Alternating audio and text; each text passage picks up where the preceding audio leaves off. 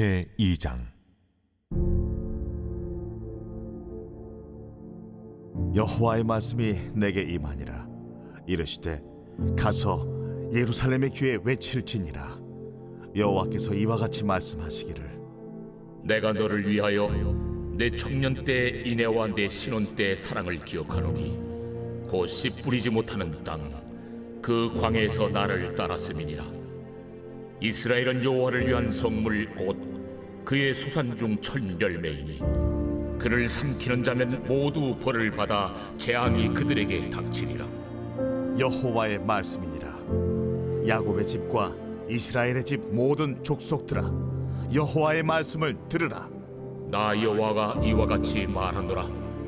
너희 조상들이 내게서 무슨 불의함을 보았기에 나를 멀리하고 가서 헛된 것을 따라 헛되이 행하였느냐.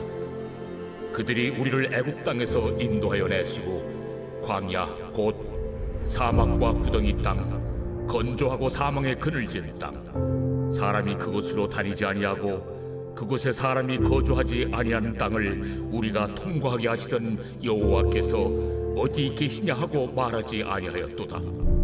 내가 너희를 기름진 땅에 인도하여 그것의 열매와 그것의 아름다운 것을 먹게 하였거늘 너희가 이리로 들어와서는 내 땅을 더럽히고 내 기업을 역겨운 것으로 만들었으며 제사장들은 여호와께서 어디 계시냐 말하지 아니하였으며 율법을 다루는 자들은 나를 알지 못하며 관리들도 나에게 반역하며 선지자들은 바알의 이름으로 예언하고 무익한 것들을 따랐느니라. 그러므로 내가 다시 싸우고 너희 자손들과도 싸우리라. 여호와의 말씀이니라.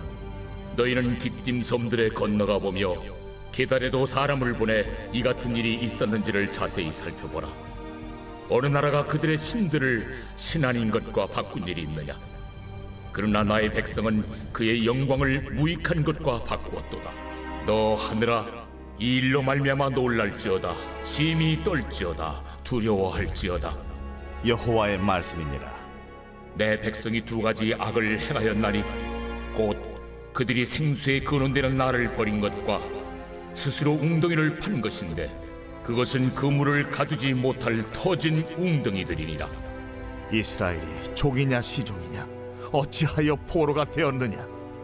어린 사자들이 그를 향하여 부르짖으며 소리를 질러 그의 땅을 황폐하게 하였으며 그의 성읍들은 불타서 주민이 없게 되었으며 놉과 다바네스의 자손도 내 정수리를 상하였으니 내 하나님 여호와가 너를 길로 인도할 때에 내가 그를 떠남으로 이를 자취함이 아니냐. 내가 시올의 물을 마시려고 애굽으로 가는 길에 있으면 어찌 됨이며 또 내가 그 강물을 마시려고 아수르로 가는 길에 있으면 어찌 됨이냐. 내 악이 너를 징계하겠고 내 반역이 너를 책망할 것이라. 그런즉 내 하나님 여호와를 버림과 내 속에 나를 경외함이 없는 것이 악이요 고통인 줄 알라. 주 만군의 여호와의 말씀이니라. 내가 옛적부터 내 멍에를 꺾고 내 결박을 끊으며 말하기를 나는 순종하지 아니하리라 하고 모든 높은 산 위에서와 모든 푸른 나무 아래서 너는 몸을 굽혀 행음하도다. 내가 너를 순전한 참 종자 곧 귀한 포도나무로 심었거늘 내게 대하여 이방 포도나무의 악한 가지가 되면 어찌 됨이냐. 네가 잿물로 스스로 씻으며 네가 많은 비늘을 쓸지라도 네 죄악이 내 앞에 그대로 있으리니 네가 어찌 말하기를 나는 더럽혀지지 아니하였다, 바알들의 뒤를 따르지 아니하였다 하겠느냐. 골짜기 속에 있는 내 길을 보라. 내 행한 바를 알 것이니라. 발이 빠른 암낙타가 그의 길을 어지러이 달리는 것과 같았으며 너는 광야에 익숙한 드람나귀들이 그들의 성욕이 일어나므로 헐떡거림 같았도다. 그 발전기에 누가 그것을 막으리요. 그것을 찾는 것들이 수고하지 아니하고 그 발전기에 만나리라. 내가 또 말하기를 네 발을 제어하여 벗은 발이 되게 하지 말며 목을 가르게 하지 말라 하였으나 오직 너는 말하기를 아니라 이는 헛된 말이라.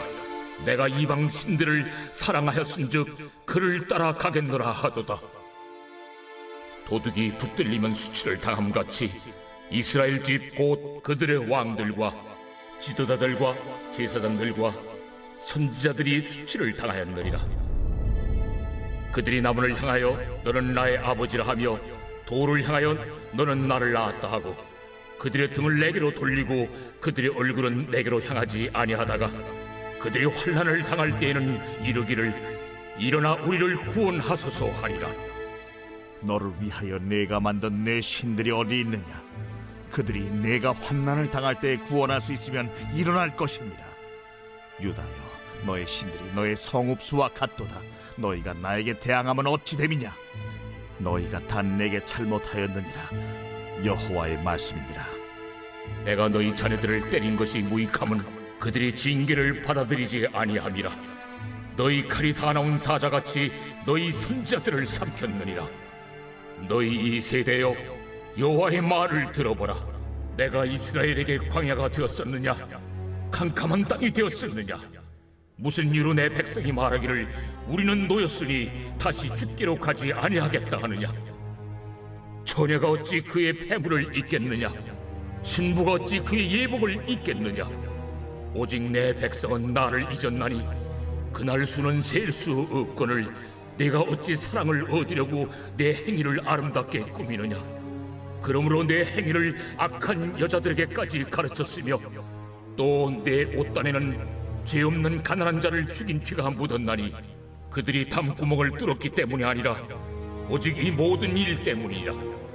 그러나 너는 말하기를 나는 무죄하니 그의 진노가 참으로 내게서 떠났다 하거니와 보라, 내 말이 나는 죄를 범하지 아니하였다 하였으므로 내가 너를 심판하리라.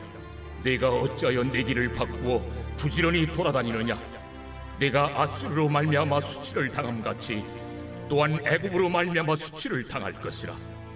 내가 두 손으로 내 머리를 싸고 거기서도 나가리니 이는 내가 의지하는 자들을 나 여호와가 버렸으므로 내가 그들로 말미암아 형통하지 못할 것이니라.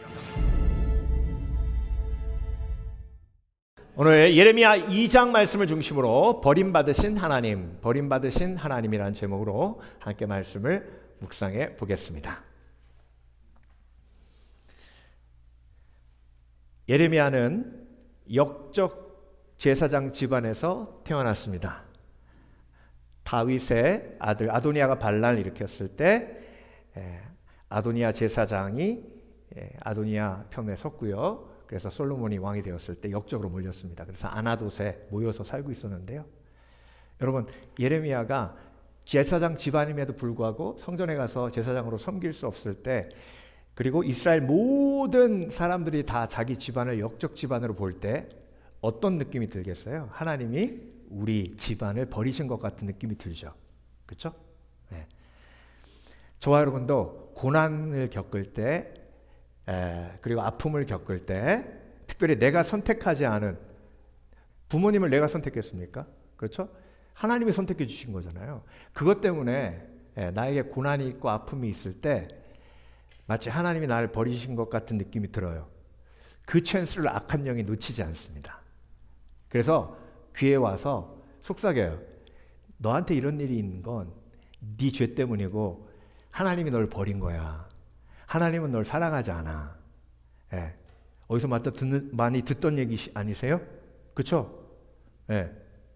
제가 데리고 다니는 사탄만 그런가요? 다 똑같은 종류예요. 목사한테도 그러는데 여러분한테 안 그러겠어요? 걔네들이 하는 짓이 똑같아요. 참소하고 속이고, 그리고 마음속에 죄책감 있게 해서 짓밟아 놓고, 그래서 영혼을 죽여버리거든요. 예레미야에게도 똑같은 그런 일이 있었어요. 그리고 2장에서 하나님이 뭐라고 하시냐면, 오늘 예레미야서 2장의 핵심이 뭐냐면요, 나는 버림받은 하나님이다. 나는 버림받은 하나님이다. 여러분, 이게 이상하지 않으세요? 전능하신 하나님, 이 천지를 만드신 하나님이 버림받으셨대요. 이게 이상해요. 좀 듣기에. 그렇죠? 전능하신데 버림받기 전에 미리 버리시면 되잖아요. 그런데 여러분, 제가 쭉 찾아보니까요, 이 세상에 종교가 막 수만 가지잖아요. 근데 어떤 종교도 그 종교의 하나님이 내가 버림받았다라고 얘기한 하나님은 한 명도 없어요. 예, 힌두교도 그렇고 불교도 그렇고 심지어 여러분 이슬람 사람들한테 너의 하나님은 버림받은 알라다 그러면 어떻게 돼요? 신성 모독으로 돌 맞아 죽어요. 근데 우리 하나님은 오늘 본문에 본격적으로 처음부터 끝까지 너희가 나를 버렸기에 나는 버림받은 하나님이다라고 선포하고 계시고 계시하고 계세요. 19절에 뭐라고 하셨어요? 너희가 나를 버린 것이 뭐다? 악이다 하셨잖아요. 근데 그 악을 그 어떤 것으로도 깨끗게 할 수 없다라고 말씀하시죠. 예. 나무에게 가가지고 나무가 내 아버지다 그러고 돌에게 가서 이 돌이 나를 낳았다 그러고 그렇게 우상 숭배하고 애굽을 의지하고 아수르를 의지하니 너희가 나를 뭐 했다? 버렸다라고 말씀하시는 거예요. 예. 이렇게 보면 우리 전능하신 하나님이 너무 연약해 보이세요. 이 천지를 만드신 하나님이 너무 작아 보이세요. 그럼 하나님은 왜 이렇게 말씀하셨을까요? 왜 하나님은 내가 버림받은 하나님이라고 말씀하고 계실까요? 5절 보겠습니다. 여호와께서 이렇게 말씀하셨다. 현대인의 성경인데요. 너희 조상들이 내게서 무슨 잘못을 발견하기에 나를 버리고 우상을 쫓아 헛된 짓을 하였느냐. 그래서 여러분 오늘 본문을 통해서 우리가 왜 하나님이 나는 버림받은 하나님이라고 말씀하고 계신지 세 가지 이유를 묵상할 겁니다. 이걸 묵상하면 여러분 귀에 속삭이는 악한 영의 속삭임이 거짓임을 명확하게 깨달으실 수 있습니다. 그리고 하나님이 나를 얼마나 사랑하시는지 다시 한번 말씀을 통해 확신하실 수 있습니다. 그래서 여러분 오늘 하나님께서 버림받으신 하나님이라고 말씀하시는 이유, 버림받으신 하나님을 보여주시는 이유를 세 가지로 묵상해 보겠습니다. 자, 첫 번째로 버림받으신 하나님을 보여주신 이유는요, 하나님의 사랑이 진실하시기 때문입니다. 여러분, 하나님은요, 저와 여러분을 사랑하시기에 그 참된 사랑 안에 하나님을 상처 줄 수 있는 권리까지 주셨습니다. 그 사랑이 온전한 사랑이에요. 그래서 하나님은 저와 여러분에게 자유의지라는 걸 주시고 하나님과 인격적인 사랑을 하도록 하셨습니다. 그래서 하나님이 내가 버림받았다라고 얘기하는 것은 내가 너희를 얼마나 사랑했기에 너희가 나를 거절했을 때에, 너희가 나를 버렸을 때에 내가 얼마나 아파하는가를 통해서 하나님의 사랑이 진정한 사랑임을, 온전한 사랑임을 증명하시는 겁니다. 여러분, 내가 사랑하는 대상이 나를 배신했는데 내가 하나도 안 아프면 그건 무슨 얘기예요? 어떤 의미예요? 내가 그 사람을 온전히 사랑하지 않았다는 거예요. 여러분, 근데 인생을 살아가며 얼마나 배신감 느낄 때가 많아요. 거절감 느낄 때가 얼마나 많습니까? 그때마다 악한 영은 저와 여러분의 귀 속에 뭐라고 속삭이냐면, 인간은 사랑하지 마, 온전히 사랑하지 마, 대충 사랑해. 온전히 사랑하니까 아프잖아. 진짜 사랑하니까 아프잖아. 대충 사랑하면 안 아파. 사랑하는 척만 해. 희생하는 척만 해. 온전히 사랑하지 말고. 그렇게 속삭이잖아요. 그 속삭임에 속아 넘어가면 돼요, 안 돼요? 여러분, 열심히 사랑해도 아프고요, 대충 사랑해도 아파요. 대충 사랑하면 내가 거짓이기 때문에, 그 거짓 때문에 내가 외롭고 힘들고 아프고요, 진짜 사랑하면 그 진짜 사랑이 전달되지 않기 때문에 그래서 또 아파요. 그래서 사랑하면 항상 누가 필요해요? 하나님이 필요해요. 하나님은 사랑의 아픔을 아세요. 그래서 그 사랑의 아픔을 저와 여러분에게 표현하신 거예요. 사랑의 아픔을 아시기에 사랑의 아픔으로 힘들어하는 저와 여러분을 도우실 수 있고 품으실 수 있고 그리고 그 사랑의 아픔의 문제를 해결하실 수 있는 줄 믿습니다. 그래서 여러분 속지 마시고요. 내가 정말로 사랑했는데 배신감 느끼고 내가 정말로 헌신했는데 알아주지 않고 그러면 그때 너무 힘들고 고통스러울 때 여러분 기억하시길 바랍니다. 나는 진실한 사랑, 진정한 사랑을 한 거예요.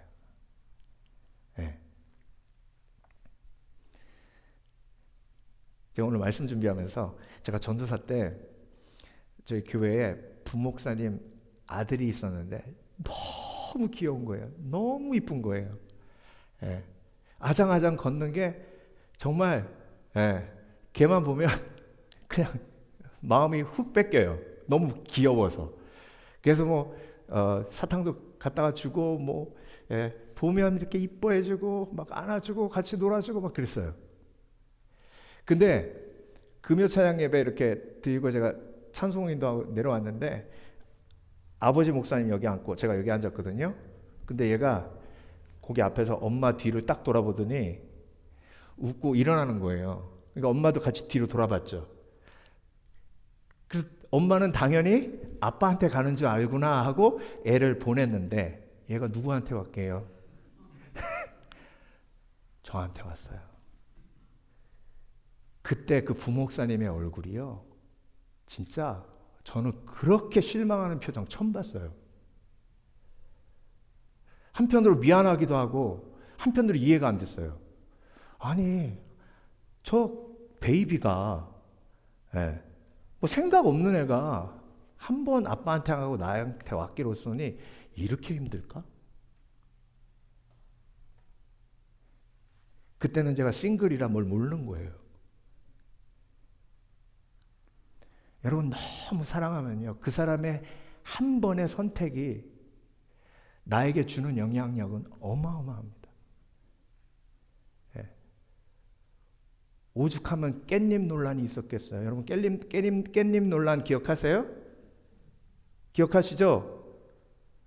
지인하고 같이 밥 먹는데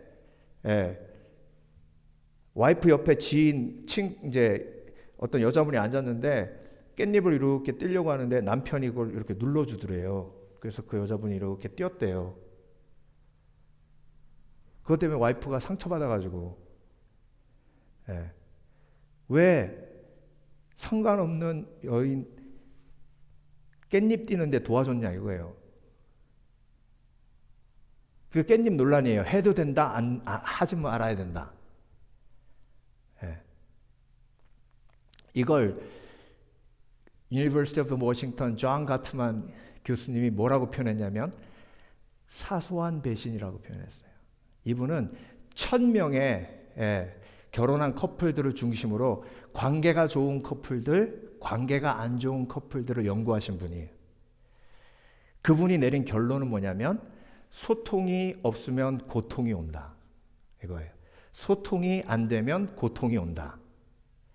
근데 그 소통이 안 되는 가장 중요한 이유 중에 하나가 사소한 배신을 많이 한다는 거예요. 특히 남자가. 결혼기념일 날 그렇게 좋은 레스토랑 예약해놓고 나가서 밥 먹으면서 남자가 자기 오피스에서 두고 온 일 생각하느라고 아무 말 안 하고 거기에 신경 이렇게 빠져 있는 걸 와이프가 앞에서 보잖아요. 그러면 상처받죠. 그렇죠? 그걸 사소한 배신이라고 얘기했어요. The little betrayal. 근데 여러분 이게 모여서 어떻게 되는 거예요? 핵폭탄 터지는 거예요.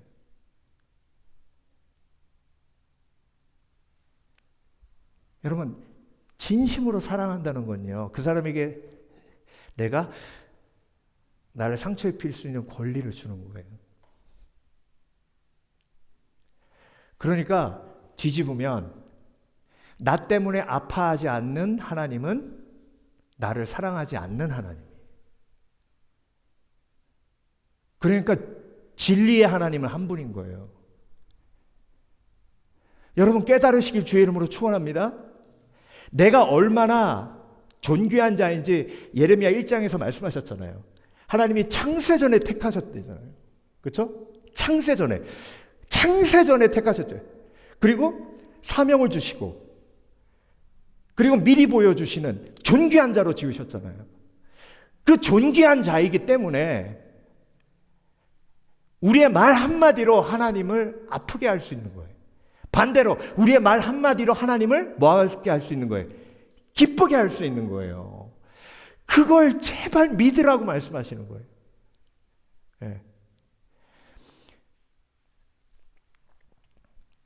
32절, 처녀가 어찌 그의 폐물을 잊겠느냐, 신부가 어찌 그의 예복을 잊겠느냐, 오직 내 백성은 나를 잊었나니 그 날 수는 셀 수 없거늘. 하나님이 아픔을 표현하시는 거예요. 내가 버림받은 하나님임을 표현하시는 거예요. 아픔을 표현하시며 하나님의 사랑이 진짜임을 표현하시는 거예요. 사무엘하를 보면요, 다윗이 요나단하고 사울이 죽었을 때 엄청나게 슬퍼합니다. 사울과 그 아들 요나단과 여호와의 백성과 이스라엘 족속이 칼의 죽음을 인하여 저녁 때까지 슬퍼하며 울며 금식하니라.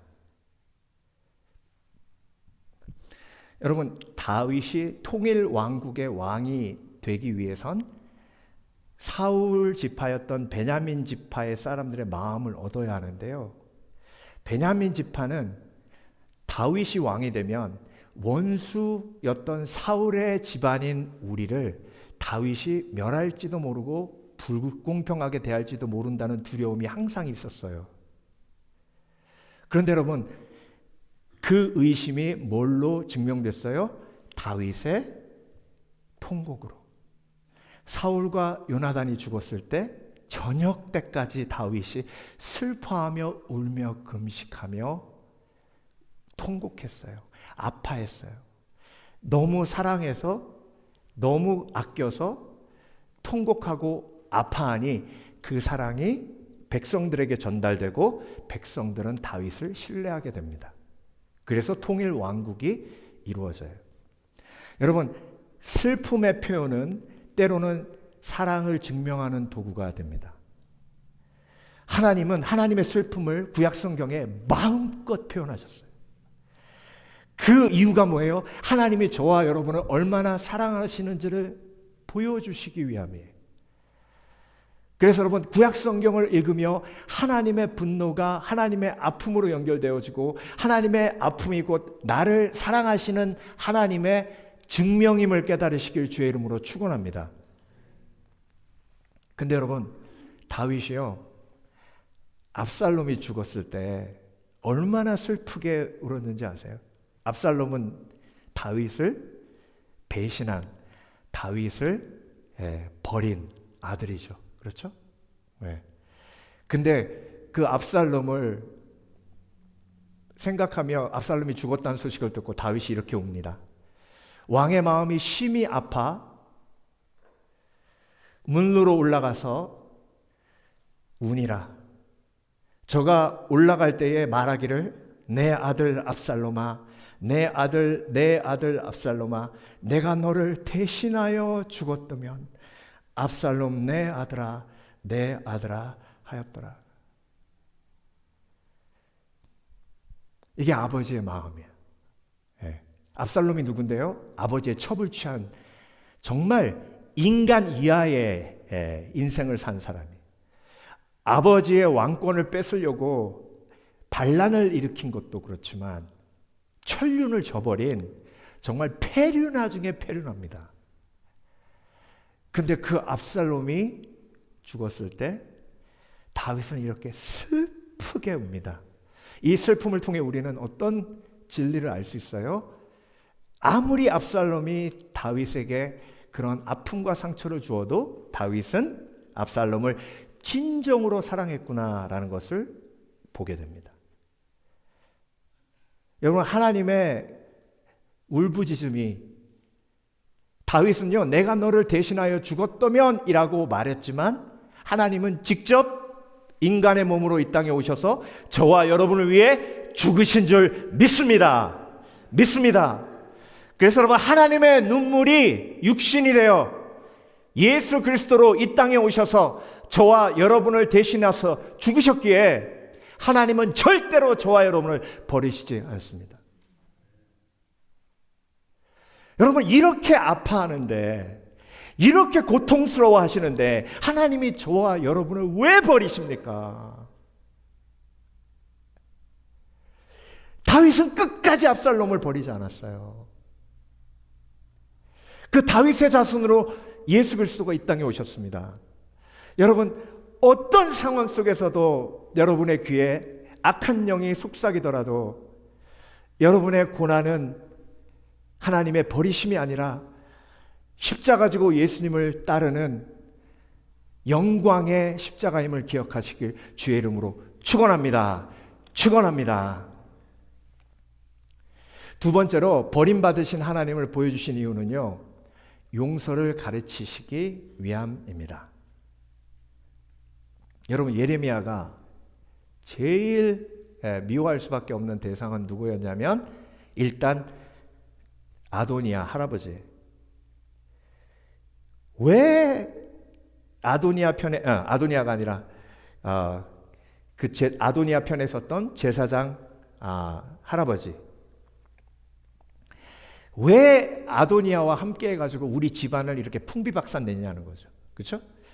그러니까 용서가 안 되는 거예요. 예. 그 나를 버림받게 만든 대상이죠.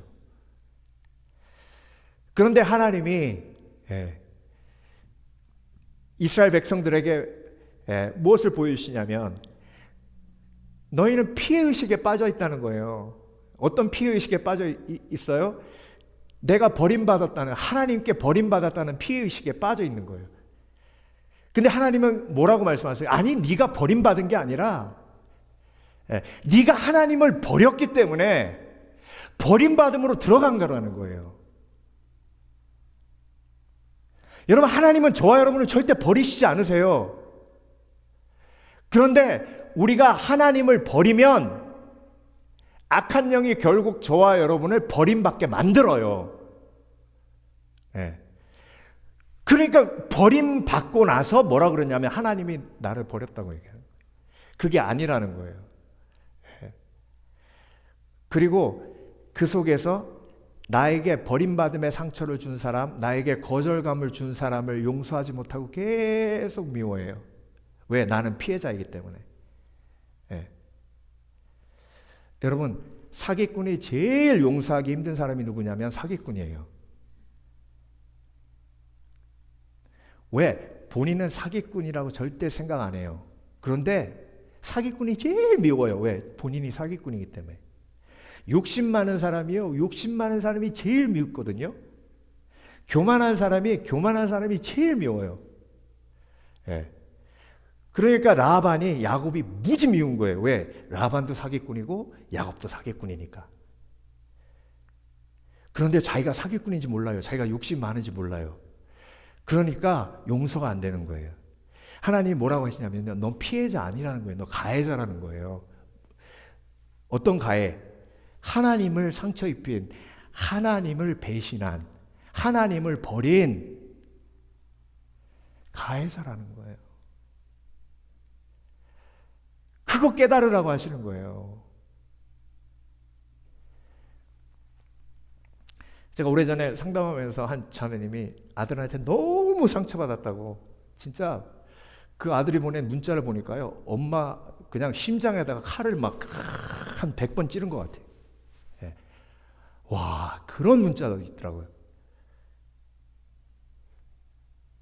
너무 아파해서 그 문자 보지 말고 지우시라고 했어요. 그리고 사람의 진심은 여러 가지다. 미워하는 마음, 사랑하는 마음, 안타깝게 여기는 마음, 긍휼히 여기는 마음, 이게 한꺼번에 막 돌아가요. 그러니까 마음이 복잡한 거예요. 근데 어떤 순간 한 마음이 표현돼요. 그게 마음 전체로 보이는데 그게 전체가 아니라는 거예요. 그러면서 하나님이 저에게 주셨던 지혜가 뭐냐면, 자매님은 성장하면서 부모님한테 상처 입히는 말 한 적 없으세요? 그랬더니 많죠. 그래요. 무슨 말 하셨어요? 그랬더니 이 정도는 아니지만 저도 정말 부모님에게 아프고 상처되는 말 많이 했죠. 그러고 보니 얘가 저 닮았네요. 그래요. 얘가 저 닮았네요. 네. 그러면서 그 상담 끝나면서 뭐라 그러는지 아세요? 아유, 목사님, 걔가 쟤 닮았다고 생각하니까 진짜 마음이 갑자기 편해지네요. 그래요.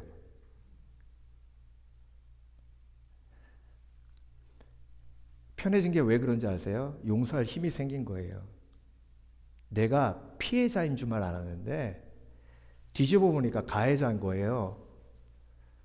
내가 100데나리온 빚진 자를 옥에 가두고 나니까 하나님이 나에게 1만 달란트 빚진 자였음을 깨닫게 해주시는 거예요. 그러니까 내가 100데나리온 빚진 자를 감옥에 가둔 게 얼마나 잘못된 일인지를 어떻게 하는 거예요? 깨닫는 거예요. 여러분, 구약 성경에 정말 하나님의 아픔이 가장 담겨져 있는 이유가 뭔지 아세요? 내가 하나님을 얼마나 아프게 한지를 알아야 용서가 내 속에서 나가기 때문이에요. 용서할 일이 얼마나 많은데요.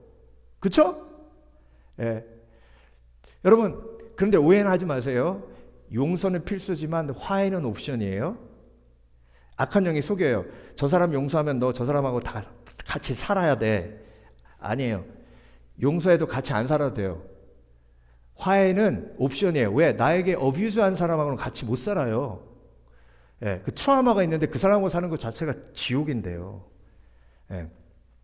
오래전에 읽은 책인데요.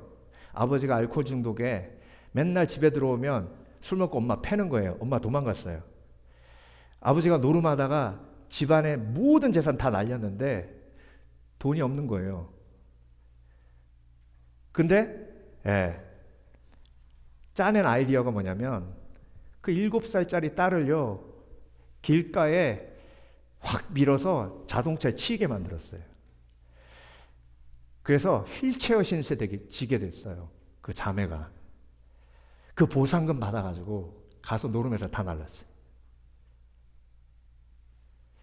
그 자매가 성인이 돼서 그 미움과 분노가 해결되지 않아서 삶이 피폐해지는데 예수 믿은 거예요. 복음을 깨닫고 내가 1만 달란트 빚진 자임을 깨닫고 아버지를 용서합니다. 근데 어떤 두려움이 있었냐면 목사님, 제가 아버지를 용서하면 아버지랑 같이 살아야 돼요. 악한 영이 계속 그렇게 말한 거예요. 아니, 용서는 필수지만 화해는 옵션이야. 안 살아도 돼. 그렇지만 네가 살기 위해서 아빠 용서해야 돼. 여러분, 명확하게 깨달으시길 주의 이름으로 축원합니다. 하나님이 버림받으신 하나님을 말씀 속에서 이렇게 크게 보여주신 건요, 하나님이 저와 여러분에게 피해자라는 속임수에서 빠져서 허우적거리면서 용서하지 못하는 삶을 살아 악한 영에 포로된 삶에서 벗어나게 하기 위함임을 깨달으시길 주의 이름으로 축원합니다. 축원합니다.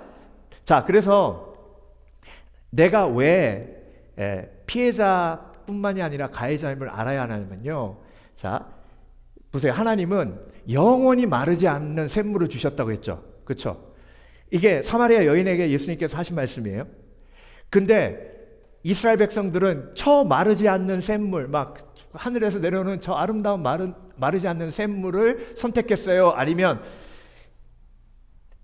지가 웅덩이 파가지고 물을 폈는데 그 물이 담겨지지 않아서 맨날 옆으로 새요.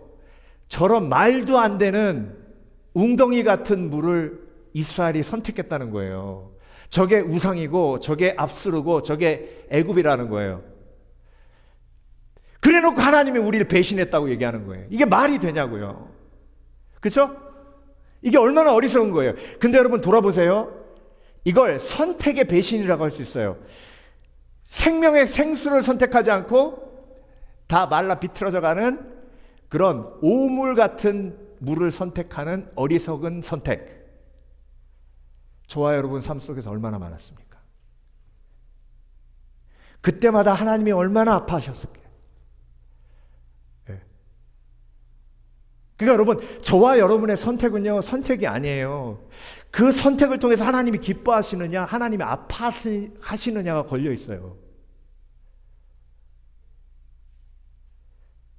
그래서 내가 인생에 지금까지 한 선택 중에 생명의 샘을 선택하지 아니하고 저렇게 말도 안 되는 구정물을 선택한 그 인생의 선택 때문에 하나님이 얼마나 아파하셨는지를 깨닫는 것이 하나님이 아픔을 표현하신 이유예요. 인생은요, 꼭 저렇게 말도 안 되는 걸 선택하고 하나님이 날 버렸다고 불평해요.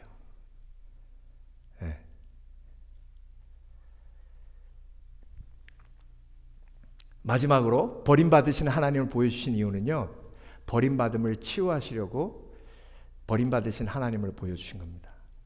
여러분, 하나님이 버림받으셨기에 버림받은 사람의 마음을 너무나 잘 알아요. 그렇죠? 19절에서 하나님께서 뭐라고 하셨죠? 버림이 악이다. 여러분, 하나님을 버리면 뭘 선택했다는 얘기잖아요. 그 선택한 걸 쫓아가면 결국 그 선택 뒤에는 악한 영이 있고 악한 영은 그 선택으로 저와 여러분을 버림받게 만듭니다. 가룟 유다가 은삼십을 선택했죠. 은삼십이 가룟 유다를 지켜줬어요? 아니에요. 은삼십이 가룟 유다를 버렸어요. 이게 돈의 배신이에요. 돈과 명예, 유혹에 쫓아 나아가면 결국은 명예가 날 버리고 돈이 날 버려요. 여러분, 닐 암스트롱 기억하시죠? 닐 암스트롱. 1969년에 달에 인간으로 처음 발을 디딘 닐 암스트롱. 닐 암스트롱이요, 우주인이 되기 위해서 얼마나 열심히 노력했는지 모릅니다. 상상을 초월할 정도로 성실하고 상상을 초월할 정도로 열심히 일하고 상상을 초월할 정도로 모든 일에 완벽했어요. 근데 여러분, 닐 암스트롱이 이렇게 된 이유가 있어요. 그 이유가 뭐냐면 결혼하고 둘째를 딸로 낳았어요. 그 딸이 캐런이에요. 근데 이 아이가 갑자기 푹 쓰러지는 거예요. 병원에 가서 진찰해 보니까 뇌종양이에요. 3살 때 정말로 열심히 돌보고 모든 노력을 다했는데 죽었어요. 그때부터 닐 암스트롱은 웃지도 않았어요. 그때부터 뭐만 했어요? 일만 했어요. 미친 듯이 일만 했어요. 그래서 10년 동안 정말 나사에 들어가서 완벽하게 일했기 때문에 인류의 첫 번째 달에 갈 수 있는 특권을 얻었어요. 그 달에 가가지고요, 그 달 위에 놓고 온 게 있어요. 그 중에 하나가 딸의 팔찌였어요. 여러분, 돌아오고 나서 얼마나 사람들이 열광하고 달에 처음 발을 내디딘 영웅이라고 해서 전 세계 사람들이, 그때 당시에 대통령보다 더 유명해졌어요. 모든 명예와 모든 성취를 다 영광을 다 누렸어요. 근데 여러분, 얼마 있다가 닐 암스트롱이 고향 오하이오로 내려가서 조그만 학교의 선생님이 됩니다. 모든 걸 다 이뤘는데 그 고통을 이길 수가 없는 거예요. The First Man이라는 닐 암스트롱의 자서전을 보면 그 고통과 허무함이 그대로 그 속에 배어 있어요. 여러분, 명예가, 어떤 성취가 나를 고통으로부터 구해줄 것 같지만 그걸 다 이루어도 결국 내 마음이 공허하기에 성취가 나를 배신한 것 같고 사람들이 나를 배신한 것 같은 느낌이 드는 거예요. 그래서 여러분, 하나님을 버리면 무조건 버림받아요. 왜? 악한 영의 유혹에 넘어가 하나님을 버리면 결국 악한 영은 저와 여러분을 짓밟다가 쓰레기통에 버려요. 그걸 경험한 사람이 누구예요? 삼손이에요. 삼손이 마지막 눈 두 짝 다 뽑히고 짐승같이 맷돌 돌리다가 인생이 끝날 뻔했잖아요. 그래서 여러분, 우리는 연약해서 유혹에 빠질 수밖에 없어요. 속을 수밖에 없어요. 근데 여러분, 잊지 마세요. 죄의 결과가 버림받음인데 그걸 해결하시기 위해서 예수님이 십자가 지신 줄 믿습니다. 십자가에서 뭐라고 하셨어요? 엘리 엘리 라마 사박다니, 아버지 아버지여 어찌하여 나를 버리셨나이까. 버림받은 하나님이 십자가에서도 버림받으셨어요. 저와 여러분이 죄로 인해 버림받을 수밖에 없기 때문에 버림받지 않도록 예수님이 버림받으신 거예요.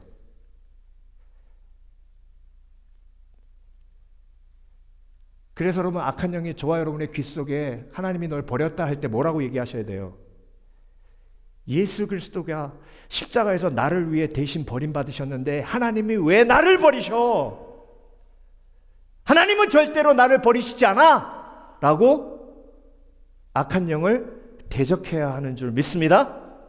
믿습니다. 네. 그래서 여러분, 내 삶 속에 버림받음이 있으면 결국 하나님께로 돌아가야 할 때가 내 속에 찾아왔다 생각하시면 돼요. 인간은 어쩔 수 없어요. 버려요. 인간의 연약함 때문에. 네.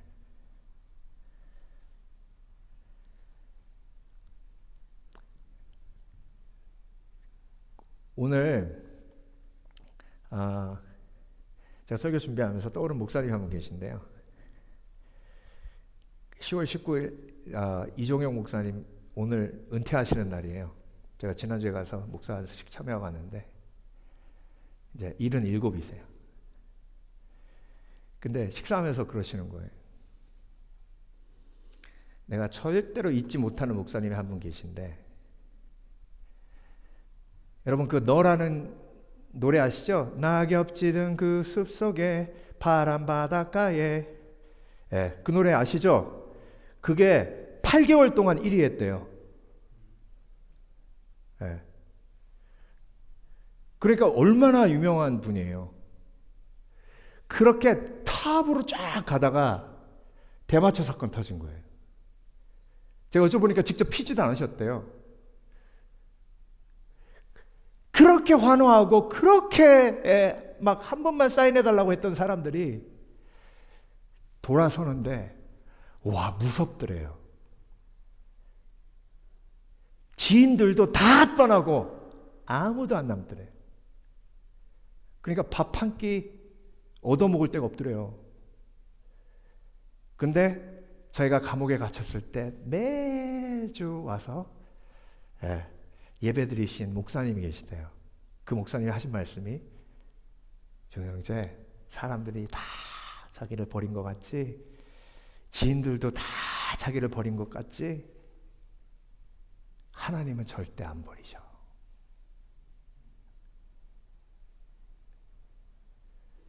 감옥에서 나와서 그 목사님 집에 가서 거의 매일 밥 먹었대요. 왜? 밥 먹을 수 있는 방법이 없으니까. 그렇게 다 망했으니까.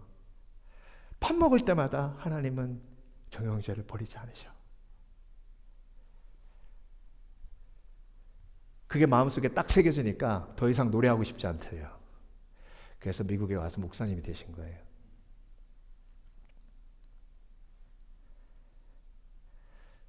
여러분, 죄인은요 어차피 버림받았기 때문에 버려요. 그러니까 버림받음은 인생의 옵션이 아니에요. 필수예요. 여러분, 우리도 한 사람 둘씩 죽음을 맞이하게 될 텐데요. 죽음의 순간에 우리에게 가장 피부에 와닿도록 오게 되는 고통 중에 하나가 버림받음이에요. 그 버림받음이 나를 무너뜨릴 수 없는 이유가 바로 예수 그리스도의 십자가의 은혜 때문입니다. 예. 그래서 복음인 거예요. 예. 여러분 엘리 라마 사박단이라는 외침이 있었기에 저와 여러분은 죄의 결과인 버림받음에서 자유하게 되어 영원한 생명을 얻게 된 줄 믿습니다. 오늘도 그 은혜 속에 마음껏 하나님의 사랑을 누리시는 복된 그리스도인 되시길 주의 이름으로 축원합니다. 기도하겠습니다.